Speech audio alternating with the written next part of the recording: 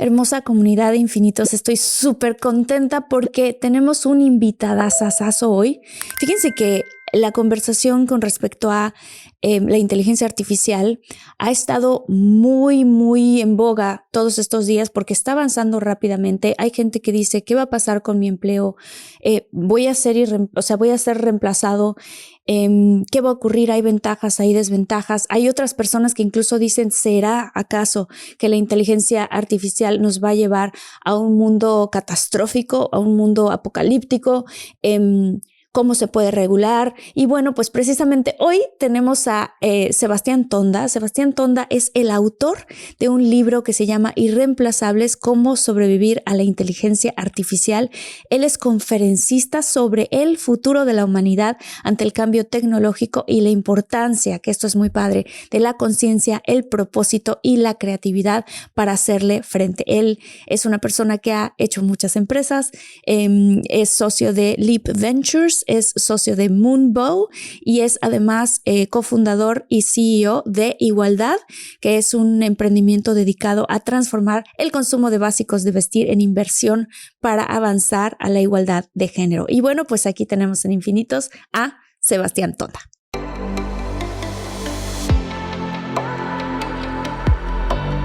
Despierta, imagina, expande tu conciencia.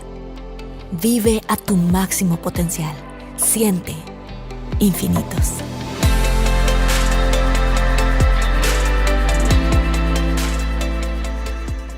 Sebastián Tonda, bienvenido a Infinitos. Qué emoción que se nos hizo ya hacer esta entrevista. Tenía muchísimas ganas de hacerla y bienvenido. Muchísimas gracias, sí. Feliz de poder platicar ahora con muchas personas. Siempre nuestras pláticas son divertidas, pero ahora las vamos a compartir y eso está increíble. Sí, y ¿sabes qué? Que quiero hablar específicamente, vamos a hablar de tu libro que se llama Irreemplazables, cómo sobrevivir a la inteligencia artificial, porque este tema de la inteligencia artificial estamos viviendo un momento como en el que se vivió el .com en los 2000, ¿no? O sea, sí hay un avance ahora muy grande en la inteligencia artificial y mucha gente está muy preocupada por lo que puede pasar porque en realidad puede sustituir muchos empleos de mucha gente. Tú escribiste este libro, yo ya lo leí, tuve la fortuna de leerlo, me encantó, lo recomiendo muchísimo porque eres muy divertido al escribir y además de esa parte tienes un lado muy bonito que es muy consciente con respecto a cómo lograr un mundo mejor. Entonces no es un libro en donde no se imaginen que es un libro de estos de, no, se viene el fin del mundo por la inteligencia artificial, pero resuelves muchas dudas en tu libro. Entonces, cuéntanos un poquito de él y cuéntanos para ti qué significa esta nueva ola que llegó para quedarse de la inteligencia artificial. Buenísimo, pues te cuento un poco el libro. Justamente, creo que lo planteaste muy bien. Primero es una reflexión sobre la proporción de esta transformación tecnológica que estamos viviendo abanderada por la inteligencia artificial. Atrás hay muchas otras tecnologías que también se están desarrollando cada vez más rápido gracias a la inteligencia artificial y viceversa, pero más llevada al punto de qué nos va a cambiar en nuestras vidas, ¿no? Uh-huh. Mi preocupación y mi tema de interés es cómo la tecnología transforma la realidad de los seres humanos. Y esta es una tecnología muy transformadora que va a pegar en el buen sentido o va a afectar en el buen sentido a muchos aspectos de nuestra vida. No es como tecnologías que están enfocadas en un caso de uso o en una industria en específico. Esta de verdad pues tiene de alguna manera el potencial de cambiar todos los aspectos de nuestra vida, ¿no? Y entonces mi reflexión es un poco tratar de imaginarnos cómo va a cambiar ese mundo en distintos aspectos, desde cómo nos comunicamos, el lenguaje, cómo compramos, cómo nos entretenemos, qué onda con la salud del cuerpo, qué onda con la mente, cómo concebimos la muerte, el dinero, los negocios, las empresas, muchos aspectos de nuestra vida, pero sobre todo tratar de después, como tú bien dices, Marta, proponer qué hacemos con esto los seres humanos, ¿no? ¿Cómo nos preparamos para esta transformación? Porque en el fondo hay una reflexión importante que es justo lo que tú decías. Si la tecnología nos reemplaza en muchas de las actividades, si tú quieres, en el mundo del hacer, que hoy le dan sentido a nuestra existencia, porque hay ahí una concepción de que somos lo que hacemos, ¿no? Sí. Incluso te fijas cómo en español preguntamos qué quieres ser de grande, no qué quieres hacer de grande, ¿no? ¿Qué quieres ser de grande? ¿Te has fijado en esa pregunta? Que es durísima, ¿no? Entonces hay una gran parte de nuestra identidad que está relacionada con lo que hacemos, ¿no? Y un poco cuando nos presentamos, ¿no? Automáticamente es yo soy Marta y soy actriz y soy empresaria, yo soy Sebastián y soy, ¿no? Y realmente, si te pones a pensar que justo la inteligencia artificial pues va a reemplazar mucho de nuestro hacer.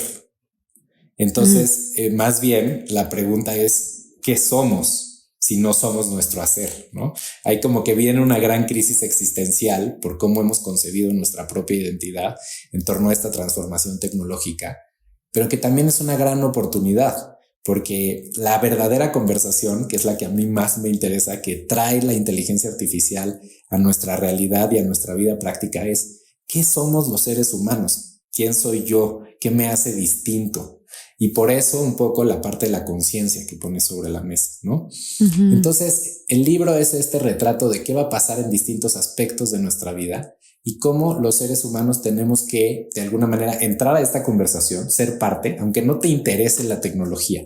Esta es una transformación tan profunda que está bien entenderla y ser parte, y para eso está el libro. El libro está como para abrir esta conversación, seas quien seas, no tienes que ser ni interesado ni experto de la tecnología. Es para cualquier persona que quiera comprender esta transformación y empezar a trabajar en uno mismo y en nuestras organizaciones, que al final son el reflejo de nosotros en términos de cooperación colectiva, cualquiera que sea, ¿eh? Puede ser una empresa, puede ser una fundación, puede ser una institución, puede ser una familia. Cualquier organización humana tiene que repensar cómo trabajamos en el contexto de esta transformación que está sucediendo para poder ser prósperos, para poder seguir siendo relevantes, para poder seguir teniendo un sentido de existencia, para poder seguir, etcétera, etcétera, etcétera. Entonces el libro es eso, el libro es qué onda con los seres humanos en el contexto de la inteligencia artificial, ¿no? Vámonos punto por punto, o sea, vámonos ahora sí que de lo que tú consideras que puede ser lo más peligroso a lo más hermoso que nos puede pasar con la inteligencia artificial, ¿no? O sea, ¿cuál crees tú que son, digamos, los 3 riesgos más importantes que podemos vivir con esta inteligencia artificial? Tú hablas mucho de la voraz velocidad de nuestros días.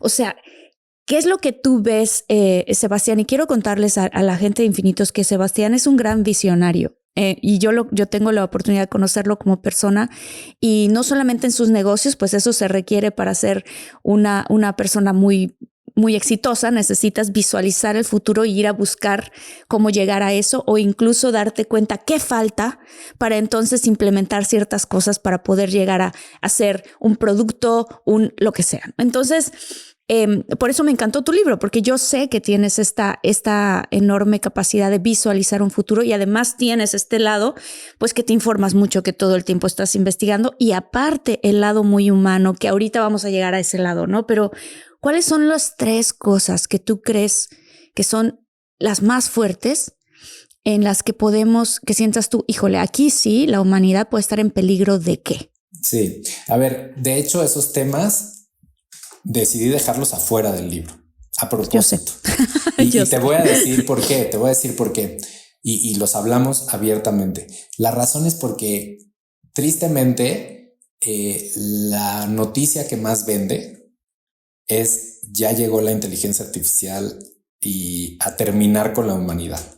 En la ficción y en los medios, ¿no? Hemos visto tantas historias de cómo la tecnología toma el poder, somete al ser humano, es el enemigo, porque vende muy bien. Es la nota amarillista. ¿Pero tú crees que eso pasaría? Yo no creo que eso pasaría. ¿Tú crees que eso pasaría? No, pero lo que te quiero decir es, se está construyendo justamente todo un discurso a partir de justamente esta intención de vender nota, de vender medio, de vender ficción, de que la tecnología es el enemigo, ¿no? O sea, es como hay una concepción a la que no quiero abonar. Ahora, eso no quiere decir que no sea consciente del peligro de la inteligencia artificial. Y yo creo que los 3 temas más difíciles, que insisto, 2 los dejé completamente fuera, los menciono, pero no entro a profundidad. Sí. El primero es qué puede hacer la tecnología, la inteligencia artificial en el mundo del armamento, armas automatizadas. ¡Oh! No había pensado en eso. Que es una conversación tremenda, ¿no? ¡Sas! Si vimos, digamos, ya vimos qué pasó con la bomba atómica, ¿no? Y ojo, hay toda una tendencia interesante de distintas posturas sobre esa conversación. Pero claramente se están desarrollando armas automatizadas, ya existen, hay drones que son, digamos, autónomos y que están bombardeando de una forma precisa y específica. Y ahorita en la guerra de Rusia y en la guerra de Israel y Gaza, está sucediendo, ¿no? Pero hay una posibilidad de crear armas, pues imagínate, ¿no? Con la inteligencia artificial, lo que puedes llegar a crear. Ni siquiera, o sea, así como su mundo a donde los lleva la ficción nos ha enseñado mucho esos mundos, entonces los podemos imaginar. Okay. Pero sí es una conversación importante. Hay 2 posturas ante esa conversación, ¿no? Están los que dicen, ojo, el hecho de que exista la bomba atómica ha hecho que haya paz en el mundo.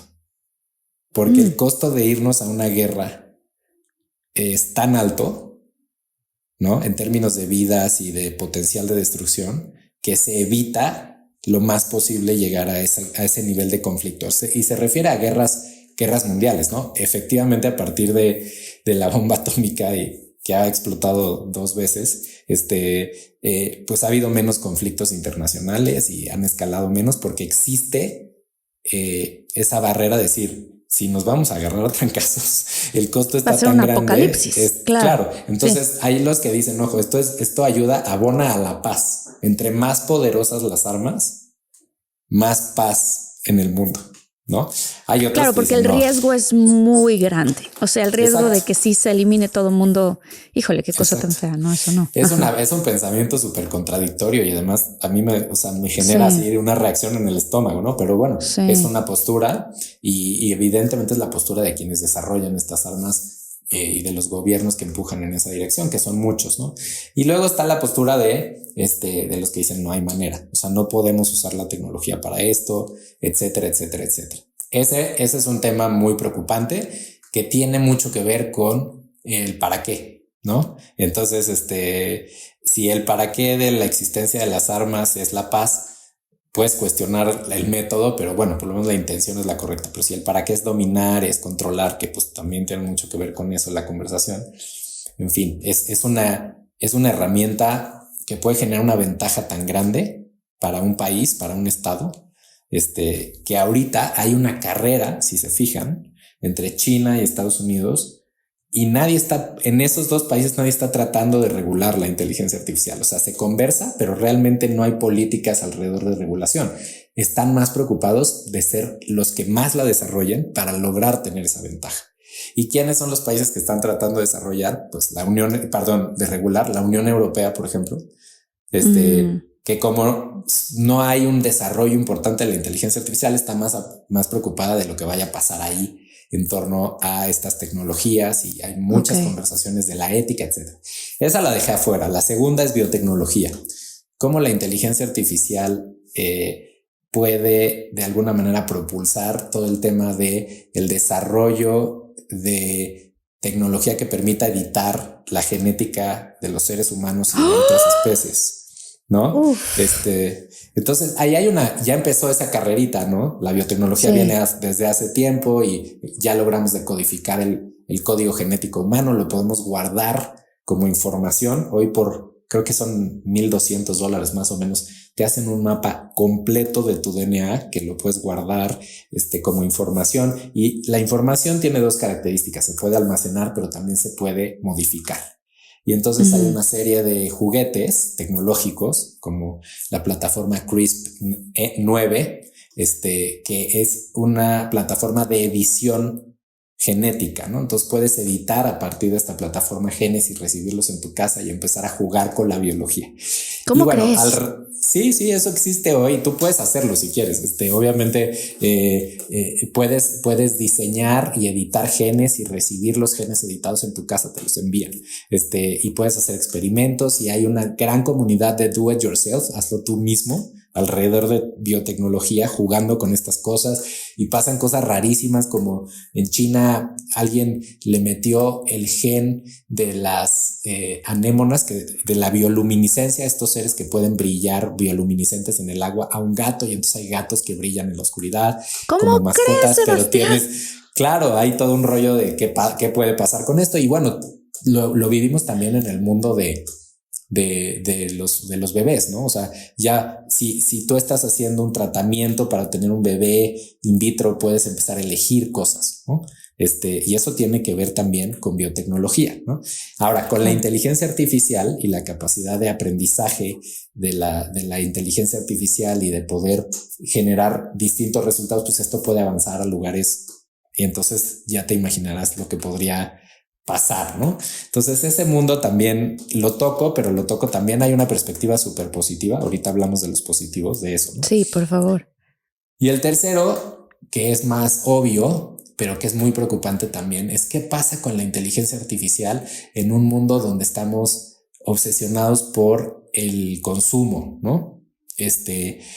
Cómo la inteligencia artificial ya puede llevar a un nivel de persuasión a los productos, a la personalización, a la publicidad, al contenido, ¿no? Hoy somos muchos, hay una adicción a las redes sociales están hechas para captar nuestra atención porque están comercializando productos detrás, ¿no?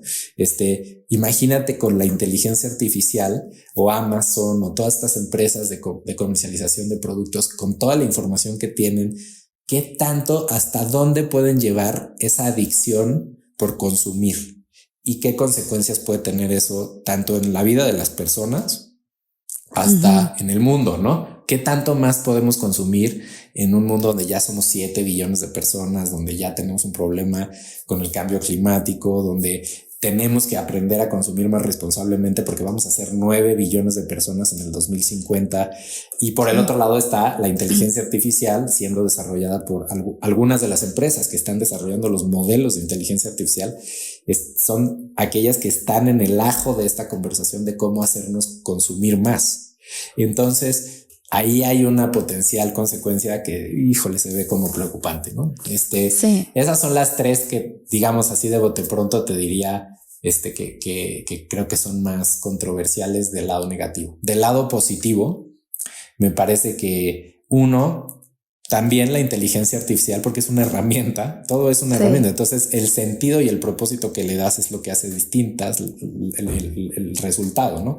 Entonces voy a agarrar dos de los que ya están aquí, ¿no? Uno es cómo el consumo responsable puede existir gracias a la inteligencia artificial. ¿Qué pasa si la herramienta la usamos no para venderte más, sino para ayudarte a consumir más responsablemente, para traquear de dónde vienen los productos, si fue tu ropa hecha con maquila justa, si la pagaron lo que le tenían que pagar a la persona que lo hizo, cuál es la huella de carbono asociada a los productos que tú compras, no de donde tú los compras a que los consumes, sino de dónde vienen, cómo los llevaron, fueron en avión, en barco, cuántos kilómetros, el almacenaje, los productos que se usaron para empacarlos.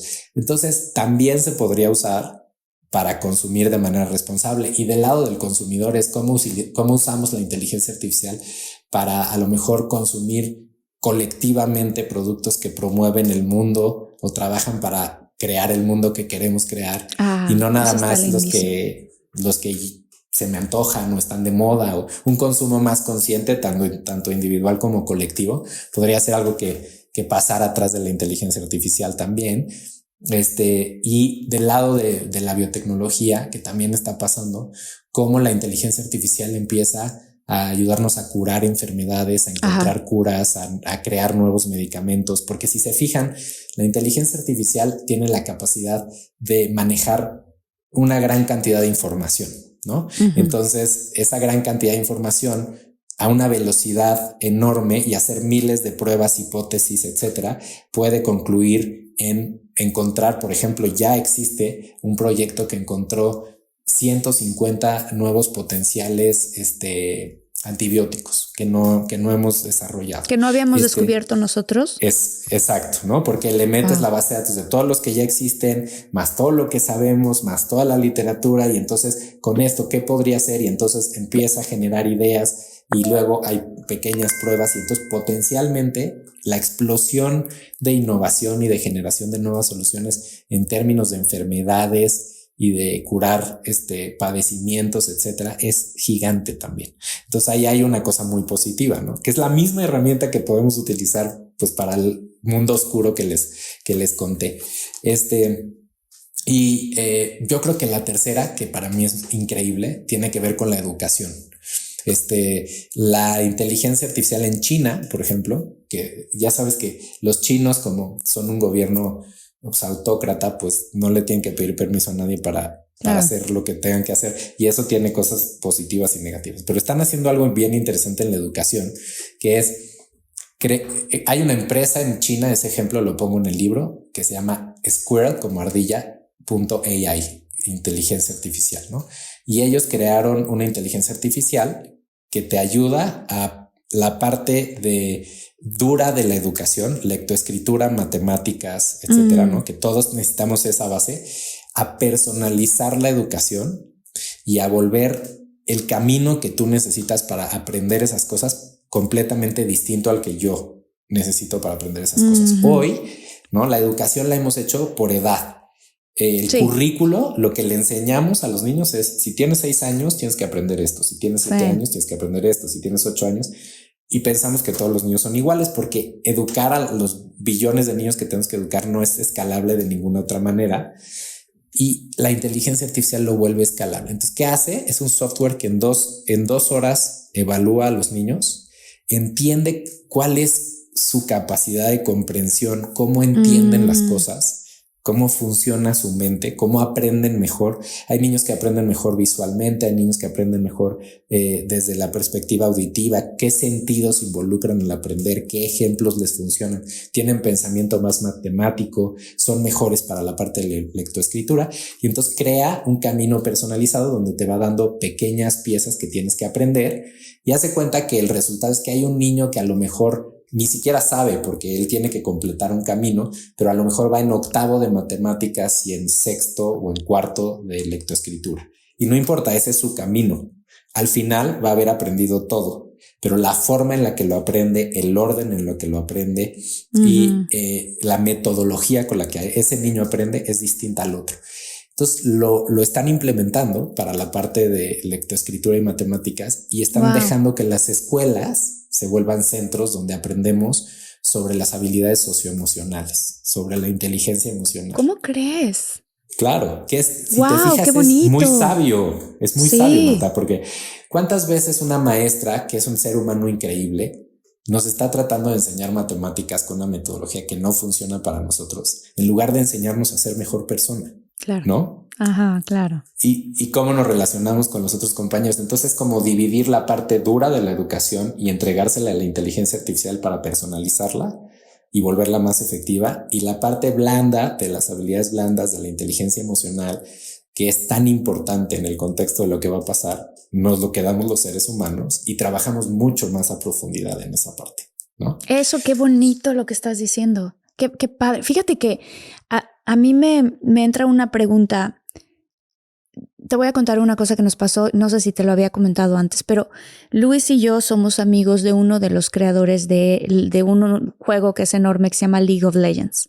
Entonces nos invita aquí a Los Ángeles a una reunión de 40 personas, o sea, chiquita la reunión, pero que todos en algún punto son líderes en sus industrias. Y obviamente por lo que se dedica a él, pues había un montón de gente de tecnología.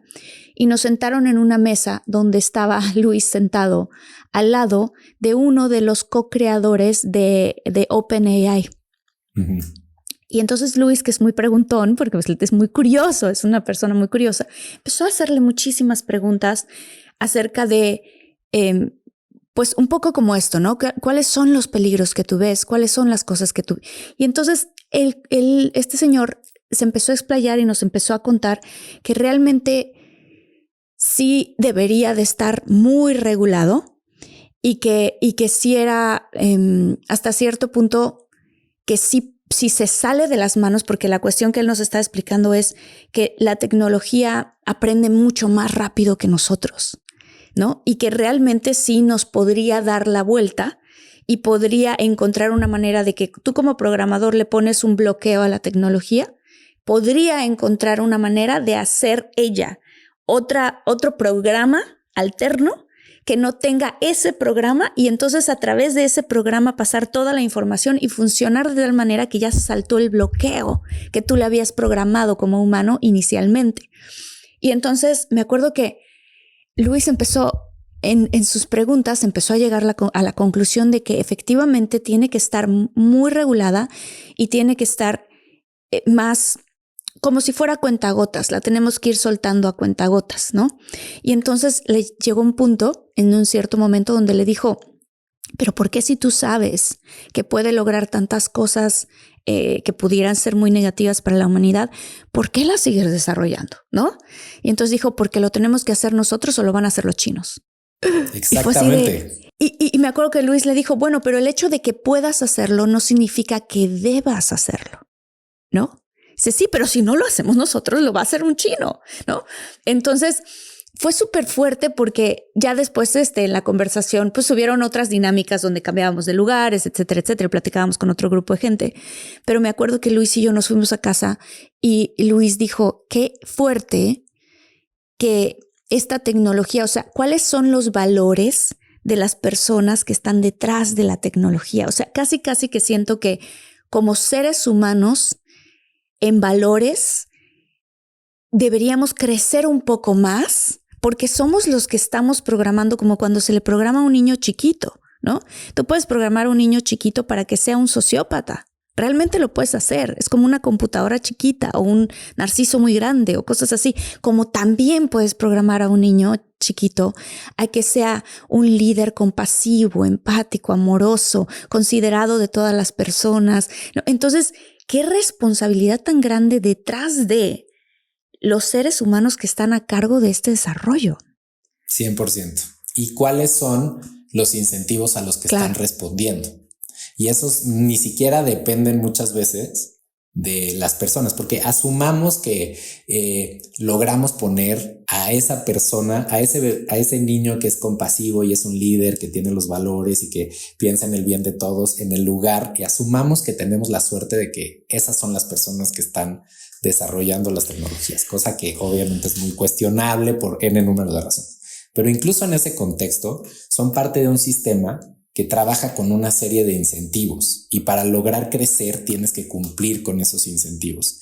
Entonces hay una tensión entre el bien de todos y cumplir con los incentivos que te exige el sistema para poder continuar haciendo lo que estás haciendo, que en este caso pues los incentivos, lo tenemos muy claro, es el dinero, ¿no? O sea, la generación, el crecimiento económico, pues. Ese es el boleto para poder jugar en el mundo occidental del que nosotros somos parte y con el sistema capitalista. Y entonces ese simple punto, incluso si tuvieras a la mejor persona detrás, pues genera un incentivo perverso en el sentido de crecer es más importante que cuidar el potencial resultado que esto pueda tener o no. Y luego están los incentivos geopolíticos, que él te lo dijo, lo tenemos que hacer nosotros. Lo vimos los que hayan visto la película de Oppenheimer, ¿no? Es la misma historia, ¿no? O sea, cómo todos los científicos empezaron a trabajar para desarrollar esto porque es que si no lo hacemos nosotros, los van a hacer ellos. Esa era la misma conversación, exactamente igual, ¿no? Entonces, sí, es cierto lo que dices y juega mucho. Y el punto de esta tecnología, ¿por qué hay tanto revuelo? Porque al final hemos creado muchas otras tecnologías, incluso la bomba atómica, pero esta tecnología hay una diferencia importante, que es si se logra en algún punto que se genera una superinteligencia. ¿Qué es una superinteligencia? Una inteligencia que obviamente supera la del ser humano, pero que tiene un que es consciente de su propia existencia y toma decisiones, así como nosotros, por el aprendizaje que ha tenido para poder prevalecer, para poder cumplir sus propios objetivos. Y entonces, imagínense, uno, convivir con una inteligencia superior a la de los seres humanos. Nunca hemos tenido, no hay un precedente en la historia de la humanidad de eso. Dos, que esa superinteligencia no sabemos si va a compartir los objetivos que tenemos nosotros como humanidad, no como individuos. ¿Cuáles van a ser los objetivos? La pregunta más difícil que me han hecho en todas las presentaciones de libros, entrevistas, me la hizo un gran amigo que estaba en una presentación del libro y él se dedica a la epigenética, ¿no? Que es justamente parte de todo este tema que estábamos hablando. Y me preguntó, ¿tú cuáles crees que van a ser las prioridades evolutivas de la inteligencia artificial? Porque nuestras prioridades evolutivas tienen que ver con nuestras características, ¿no? Por eso necesitamos comer, necesitamos una casa, y entonces vamos buscando esas para poder sobrevivir, y después cuando conseguimos esas nos podemos escalar a otras prioridades que son más complejas. Exacto, ¿no? Tener hijos, tal. Y eso tiene que ver con lo que nos ha hecho ser una especie que ha logrado llegar a donde estamos, ¿no? Y hay algo muy inconsciente de eso. Todos replicamos esas prioridades porque al final somos seres humanos, ¿no? ¿Cuáles van a ser las de la inteligencia artificial si existiera, ¿no? Entonces es dificilísima la pregunta porque es muy importante. Por ejemplo, si la prioridad evolutiva de la inteligencia artificial es la energía, porque no sé si sepas, pero consume una cantidad enorme de energía, la inteligencia artificial, ¿no? Por ejemplo, buscar una cosa en Google versus hacerle la pregunta a ChatGPT, estás gastando 14 veces más energía cuando usas ChatGPT que cuando le preguntas a Google, por la cantidad de energía que consume. ¿Y consume esta cantidad de energía por la cantidad de qué? ¿De cómo se le llama? ¿Dónde almacenan la...? Porque los centros de datos que tienen que existir para que funcione la inteligencia artificial, donde está de alguna manera, donde se maneja toda esa cantidad de información, para no entrar a algo muy técnico, tienen una capacidad gigante. Imagínate lo grandes que son, paréntesis, que ahorita OpenAI y Microsoft anunciaron una coinversión de $100 billones para hacer un centro de datos para darle justamente servicio a su inteligencia artificial. De los $100 billones, 30 billones, el 30%, los van a usar para hacer 2 plantas nucleares que le van a dar energía a sus centros de datos. O sea, un centro de datos que necesita 2 plantas nucleares para darle energía. Así, entonces hay una gran conversación de, ojo, ¿qué vamos a hacer con esto, no? Porque consume muchísima energía. Entonces imaginamos que esta superinteligencia tiene como una de sus prioridades evolutivas, que no se le acabe la energía. Entonces, claro, su juego es cómo consigo más energía. Y nosotros podemos ser un obstáculo en ese camino. Consumimos energía. Consumimos también un montón de energía. Entonces, por ejemplo, ¿no? Y este es el lado como que asusta de la conversación, ¿no? Los seres humanos no odiamos a los elefantes, ¿no? Pero en algún momento alguien decidió que sus colmillos eran casi como una joya, y se han matado miles y miles y miles de elefantes por los colmillos, porque le dimos un valor cultural y social al marfil.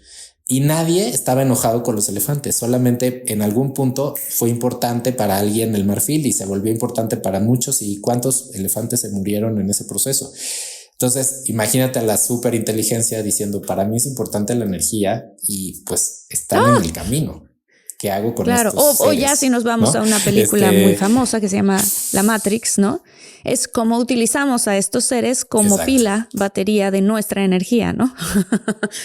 Sí. Exacto.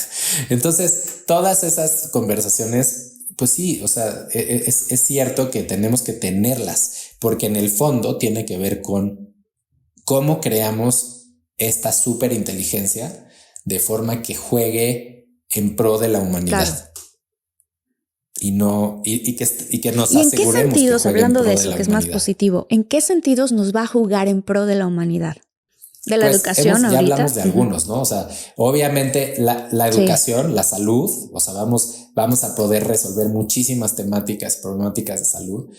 Potencialmente, que ese es el escenario más positivo, que también genera otras consecuencias, pero imagínate que la inteligencia artificial resuelve las necesidades materiales de todos los seres humanos. Es decir, se encarga de la chamba de que todos tengamos cubiertas nuestras necesidades básicas, de que tengamos comida, de que tengamos agua, de que tengamos, porque logra sistematizar a la abundancia, ¿no? Y la vuelve accesible para todas las personas. Deja de existir la pobreza extrema.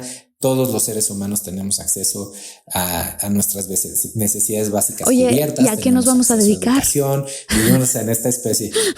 Esa es la gran pregunta. Por eso hablo de la crisis existencial, y en el libro pongo el acento y subrayo la necesidad de que empecemos a pensar qué le da sentido a nuestra existencia, ¿no? Porque justamente en este mundo donde de alguna forma nos van a garantizar la sobrevivencia, que es el primer escalón que le da sentido a nuestra existencia, y nos pueden garantizar la educación, y nos pueden garantizar el acceso a la información, y nos pueden garantizar una abundancia de conocimiento y de herramientas que nos permiten básicamente casi cualquier cosa. Entonces, ¿qué hacemos los seres humanos y cómo no nos sentimos básicamente? ¿Sabes qué pensé? Inútiles, se me vino a la mente, ¿no? Las artes, se me vino a la mente los deportes, la filosofía, o sea, sabes, como la espiritualidad, la religión, o sea, todas estas otras cosas que si viviéramos en un paraíso aquí en la tierra, ¿no? Y tuviéramos todo ese tiempo libre que no lo estamos utilizando en trabajar, ¿a qué nos dedicaríamos, no? Y entonces creo que ahí se expande otro lado muy bonito también. Claro, y esa es la elección que podemos tomar. De hecho, incluso para volverlo muy concreto sobre la preocupación del reemplazo, hay un libro que se llama La Segunda Edad de las Máquinas, The Second Machine Age en inglés, que escribían dos doctores del MIT. Y ellos dicen de forma muy clara, hacen una gráfica de dos ejes que se cruzan, tienen 4 cuadrantes, ¿no? Entonces dicen, de un lado están los trabajos repetitivos a no repetitivos, y del otro lado están los trabajos físicos a intelectuales. Entonces los trabajos físicos repetitivos ya se reemplazaron en la revolución industrial. Hay muy pocos trabajos físicos repetitivos que hoy seguimos haciendo los seres humanos, y tristemente muchas veces cuando eso sucede es porque la mano de obra es más barata a la máquina que podría hacer ese trabajo. Entonces sucede mucho en los países tercermundistas o en vías de desarrollo, que todavía los seres humanos realizan esas tareas, pero en los países desarrollados casi el 100% de las tareas físicas repetitivas las hace la tecnología, ¿no? Intelectuales repetitivas, físicas repetitivas. Luego están las intelectuales repetitivas, que es el software. El Excel es el ejemplo perfecto. Todos usamos Excel. Antes del Excel, pues tenías que hacer a manita todas las cuentas, y el Excel hace una tarea intelectual repetitiva por ti. Entonces, el software nos ha reemplazado en miles y miles de tareas intelectuales repetitivas, ¿no? Y la inteligencia artificial va a acabar de cerrar ese mundo. Todo lo que sea intelectual y repetitivo lo va a hacer la tecnología. En los siguientes 10 años, yo creo que casi el 100% se va a ir a la tecnología, ¿no? Luego está en la siguiente frontera, que son las físicas no repetitivas. Por ejemplo, manejar, ¿no? Tú sabes a manejar, es una actividad física, pero cada vez que lo haces es diferente, porque vas por calles distintas, porque el contexto cambia, porque en la Ciudad de México, bueno, más todavía, ¿no? Más todavía. Ese mundo es el mundo de la robótica más la inteligencia artificial. Es bastante más complejo. En las siguientes 2-3 décadas también se va a ir reemplazando. Sí, o sea, van a ser autos que se manejan solos, ya ¿no? unos avances importantes. O sea, sí, toda la autonomía, vehículos que se manejan solos, robots que realizan tareas que hoy necesitas un nivel de destreza humana para realizar, pero que potencialmente la tecnología se va a desarrollar para poder llevar a cabo esas tareas en los siguientes años, ¿no? Entonces, todo el mundo de físicas no repetitivas se va a ir reemplazando. Y la última frontera, justo sumando a la conclusión a la que tú llegabas, son las tareas intelectuales no repetitivas, que es todo lo que tú dijiste ahorita: la espiritualidad, la filosofía, las artes, la creatividad, la capacidad de crear, ¿no? Esa es en la frontera donde no sabemos, obviamente, y entonces todo el mundo puede decir, no, pues si ya ChatGPT ya está creando y la inteligencia pinturas, unos pósters increíbles, ¿no? Cosas así. Guiones. No, guiones, hay bueno, tú lo viste por allá, ¿no? La huelga de guionistas, uno de los grandes temas era, oigan, ¿qué onda con la inteligencia artificial? Y es cierto que ya puede jugar, pero me refiero a la creatividad original, esa capacidad que tenemos los seres humanos de conectar dos cosas que solo conectan por el contexto en el que vivimos y crear algo nuevo. Eso no lo tiene la inteligencia artificial, ¿me entiendes? En términos de realmente llegar a creatividad original. La inteligencia artificial puede aprender y puede pensar en ideas que no existen, pero no puede saber si esas ideas hacen sentido porque no tiene el contexto y la conciencia que tenemos los seres humanos, ¿no? Tengo un amigo que escribió un libro muy bueno, sobre creatividad, que se llama Eduardo Salles, que es el creador de Pictoline, esta red, este contenido que ven en redes sociales, y hace un libro de cómo funciona el pensamiento creativo y pone un ejemplo perfecto sobre esto, ¿no? La creatividad es juntar dos cosas que no existen, pero que tienen relación. Si no tienen relación, como que no conectan y entonces no nos parece buena idea, ¿no? Por ejemplo, dice, imagínate que queremos crear una bruja original. Entonces, ¿qué piensa en la bruja? Y este ejemplo está en su libro. ¿Qué hay alrededor de la bruja? Pues hay escobas, hay calderos, hay maldad, ¿no? O sea, todo lo que ya relacionamos con la bruja, ¿no? Y ahora agarra una de esas cosas que están relacionadas con la bruja, la escoba. ¿Qué relacionas con una escoba tú, por ejemplo? Pues limpiar la casa. Escoba, ¿qué piensas? Digo, eso pienso. Ajá. O sea, limpiar no pienso volar, ¿y qué otras cosas usas para limpiar la casa? Sí. Exacto, piensas en limpiar la casa, piensas en el la cubeta, piensas en el piso, ¿no? Piensas la cubeta, el piso, la aspiradora, y entonces él dice, ya, vamos a tener una idea nueva, una bruja que vuela en una aspiradora. Qué padre. Y eso sí es cierto, es una idea buena, es original, y ya viste, conectas y dices, hace sentido, pero nunca lo había visto y entonces nos gusta.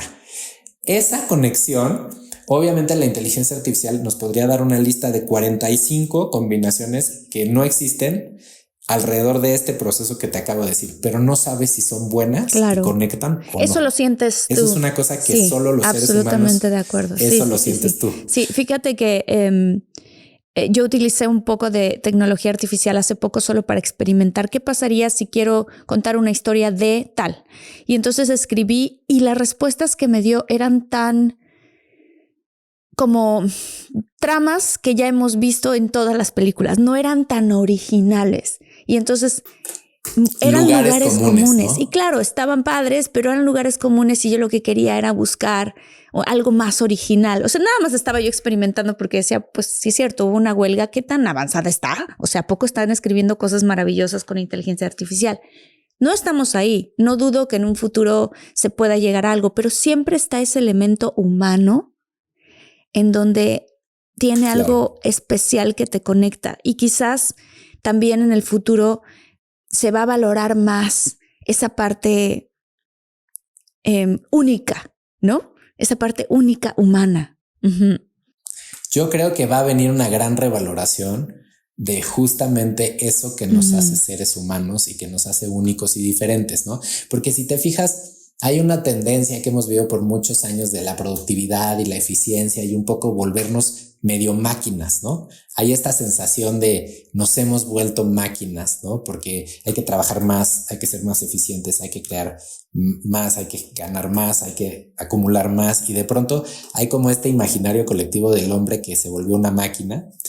Y yo creo que justo como las máquinas nos van a reemplazar en todo eso realmente, va a haber una revaloración de eso que solo los seres humanos podemos hacer, tanto a nivel experiencia como producto, el arte, el teatro. ¿Cómo va a cambiar el teatro? Por ejemplo, es algo que pues yo creo que vamos a valorar mucho más el teatro, porque el teatro es tan humano. O sea, la tecnología tiene mucho más cabida en el cine, por ejemplo, en lo audiovisual, ¿no? Porque puedes crear, ya vimos todas las herramientas de creación de video que van a empezar a usarse, actores, que ya se están usando, lo hemos platicado tú y yo, actores, ¿no? Es más, actores, puedes tomar, ¿no?, todo el pietaje, digámoslo así, de la película y decirle a la inteligencia artificial en un futuro, quiero que edites esta película como lo haría Guy Ritchie, ¿no? y si te entrega una película que sería el estilo de él. Exacto.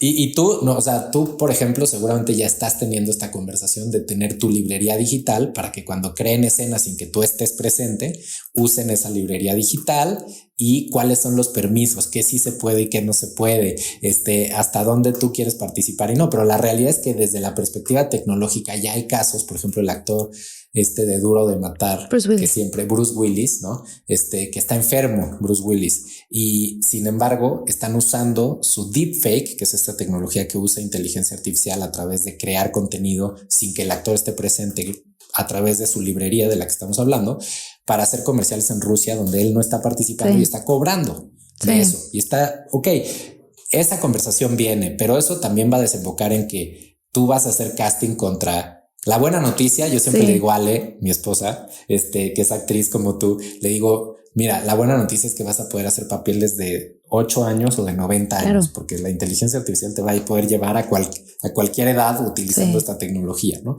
La mala noticia es que vas a hacer casting contra todas las actrices vivas, muertas y las que se creen con inteligencia artificial. ¿No?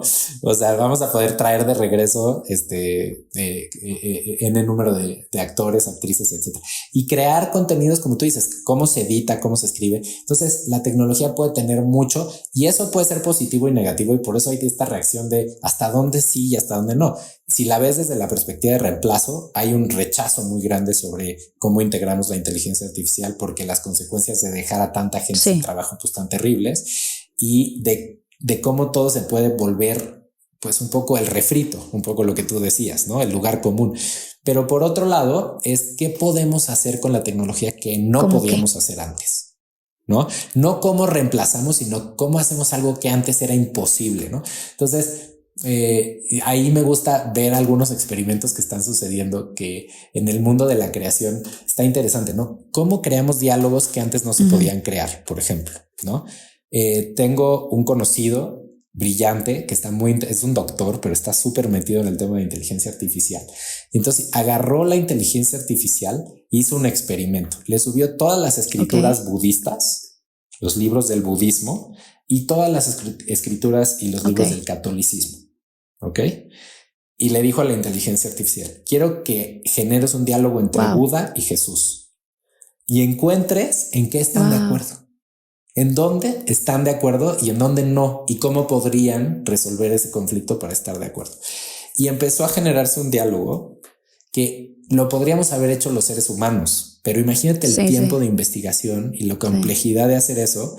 Y aquí pues nada más le das la información y empiezas a ver qué pasa. Y de ahí podemos aprender cosas sobre que somos más parecidos de lo que pensamos, o que ¿no? Hay conclusiones que podrían ser o que en aquello que no estamos de acuerdo podríamos ponernos de acuerdo si lo viéramos de otra manera, o aprender a ver el mundo a través del pensamiento de una persona que tiene una religión distinta, o una forma, una educación distinta, una visión política distinta a la nuestra, ¿no? ¿Qué tal el ejercicio de empatía que genera eso, ¿no?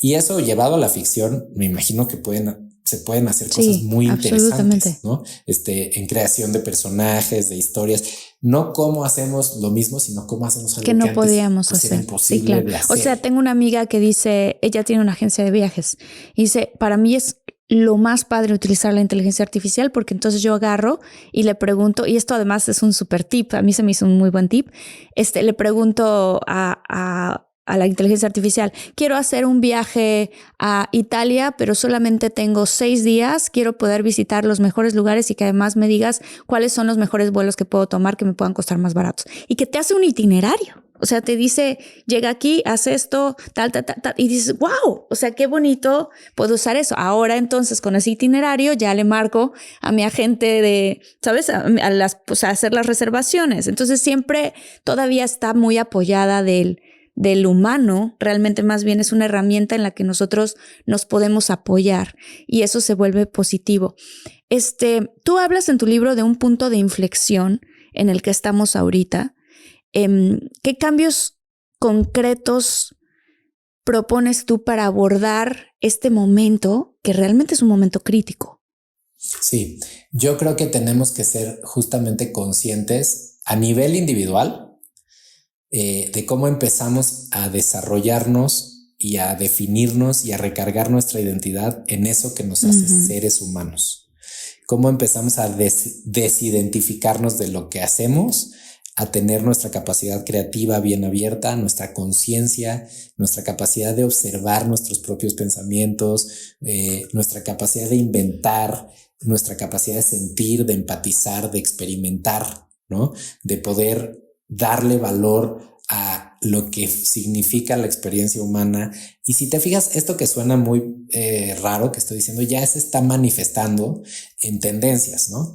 De alguna forma hay toda una tendencia de cómo es el nuevo liderazgo, cómo los líderes tienen que ser más empáticos, cómo estamos buscando que los líderes no sean personas, no nos importa ya tanto que sean expertos, nos importa más que sean personas íntegras, que con la capacidad de empatizar, compasivas, con la capacidad de crear, la flexibilidad, de imaginarse cosas diferentes. La creatividad empieza a ser muy relevante en todos los líderes. Ya no estamos buscando a la máquina experta que solamente sabe de una cosa y entonces va a hacer que esta empresa sea exitosa. Estamos buscando al ser humano que es vulnerable, que conecta, que reconoce sus fallas, que es empático. En el mundo de las empresas esto es una gran conversación y es una reacción a, de alguna manera, lo que nos está pidiendo el mundo en el contexto del desarrollo tecnológico. Todo esto es menos importante porque la tecnología se lo va a llevar. ¿Cómo nos volvemos más humanos? Estamos empezando a admirar las características realmente de los seres humanos, ¿no? Cómo las nuevas generaciones están cuestionando si quieren estudiar una carrera, si quieren tener una profesión, porque la profesión sienten que ya no les sirve y hay algo real en eso, ¿no? Porque a lo mejor esa profesión pues ya no va a existir en 10 años. Entonces, ¿cuáles son mis capacidades? ¿Qué es lo que me hace un ser valioso? Esas preguntas son muy importantes, ¿me entiendes? Y yo apuesto porque tiene que estar cada vez más cercano a eso que nos hace únicos a los seres humanos, a esa capacidad de conectar, de empatizar, de sentir, de crear, de experimentar, de vivir, y etcétera, etcétera, etcétera. Y a nivel organizaciones es lo mismo, ¿no? Ya no basta con vender un producto, que es increíble. Ya no basta con hacerlo o de una forma distinta. entrégame tantas ventas, ¿no? Entrégame tantas ventas en tal fecha. ¿Dónde está el significado? Estamos dejando, exacto, ¿para qué estás haciendo lo que estás haciendo? Entonces empieza a haber una tendencia de que las organizaciones que están empezando a ser más exitosas saben contestar la pregunta, ¿cómo contribuyo a la humanidad? ¿Para qué estoy haciendo esto? Y saben priorizar alrededor de eso, no saben decir, esto no lo voy a hacer. Digo, el ejemplo más, obviamente no todos están ahí, pero el más avanzado es Patagonia, ¿no? Esta marca que ya decidió que trabaja para salvar al planeta Tierra y que el 100% de sus ganancias se donan a acciones para ayudar a salvar el planeta, y que los productos que hace están hechos con materiales que dañan menos el planeta y que te ayudan a usar más veces tu ropa, y que si llevas una chamarra de la competencia te la cosen para que la sigas usando en lugar de querer venderte otra. O sea, hay como toda una congruencia y un pensamiento que hace unos años esto era una locura. Entonces todo este tema de capitalismo consciente, el capitalismo de stakeholders, esta nueva tendencia de negocios que piensan así, organizaciones que piensan así, pues está agarrando mucha tracción en el contexto de esta transformación, ¿no? Porque ya no basta con los resultados económicos. Eso la tecnología lo va a casi que automatizar en algún punto. Es ¿para qué esta organización tiene que existir? Claro. Y lo mismo las personas. Ya no se trata de acumular, ¿me entiendes? Y de el éxito y el progreso y llegar y más y quiero más y más, sino es ¿cuál es el sentido de tu vida? ¿Para qué estás aquí? ¿Cómo contribuyes? Y cómo eso se puede volver una máquina de abundancia, y está increíble que haya esa abundancia, pero tiene un sentido más allá de la propia acumulación, ¿no? Eso a nivel personal. Entonces yo sí creo que estamos en un punto de inflexión, que la inteligencia artificial, creo que lo más positivo que nos va a traer en lo abstracto es que va a volver práctica la conversación del sentido de existencia del ser humano. Porque si se crea una inteligencia tan poderosa como la nuestra, para saber si esa inteligencia reemplaza la nuestra, tenemos que saber qué hace a la nuestra única. Sí. Y esa es la conversación más valiosa de todas, ¿me entiendes? Algo el que dijiste que me resuena muchísimo a mí en general. Hace poquito di una conferencia en Cancún y hablaba de cuando tú te das cuenta de para qué haces lo que haces, la respuesta casi siempre es ¿para quién lo hago?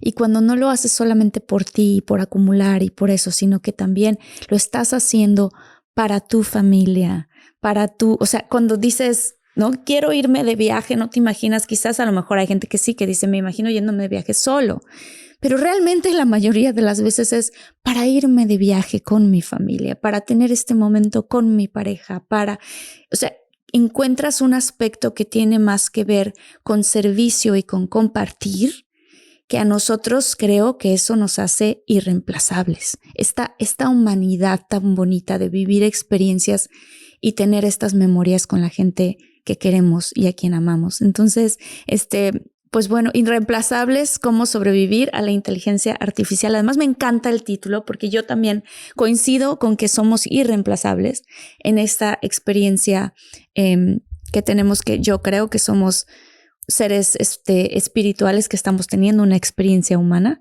¿Y dónde podemos conseguir tu libro? ¿Cómo te podemos seguir? Sé que además das conferencias, Sebastián. Quiero decirles a toda la comunidad de Infinitos que Sebastián es un hombre muy, muy, muy inspirador y que en las cosas y en cada paso que él va dando está buscando cuál es el propósito en esto y cómo lo puedo expandir para las demás personas, o sea, incluir los propósitos de las demás personas en lo que él hace. Cuéntanos un poquito más. Totalmente.